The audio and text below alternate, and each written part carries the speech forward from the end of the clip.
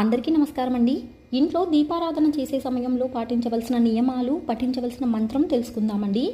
దీపారాధన చేసేటప్పుడు ప్రమిదను నేల మీద పెట్టకూడదండి. ప్రమిద కింద ఏదైనా ఒక ప్లేట్ని ఏర్పాటు చేసుకోవాలండి. ముందుగా ప్రమిదలకు పసుపు రాసి కుంకుమ బొట్లు పెట్టాలండి. దీపారాధన చేసే ప్రమిదలో నూనె వేసిన తర్వాత మాత్రమే ఒత్తులను వేయాలండి. దీపారాధన చేసేటప్పుడు 2 ప్రమిదలు కనుక పెడితే ఒక్కొక్క ప్రమిదలో 2 లేదా 4 ఒత్తులను వేసి వెలిగించాలండి.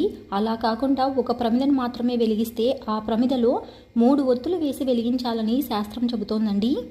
ఎప్పుడూ కూడా ఏకవత్తితో దీపారాధన అనేది అస్సలు చేయకూడదండి. అలా చేయటం వలన చేసిన పూజకు ఫలితం రాకపోగా అశుభ ఫలితాలు అనేవి కలుగుతాయండి. దీపో జ్యోతి పరబ్రహ్మ దీప సర్వతమోపహ దీపేన సాధ్యతే సర్వం సంధ్యాదీప నమోస్తుతే. ఓం దీపదుర్గాయ నమః, ఓం దీపలక్ష్మీ నమః, ఓం దీప సరస్వతీ నమః. ఈ మంత్రాలను పఠిస్తూ దీపారాధన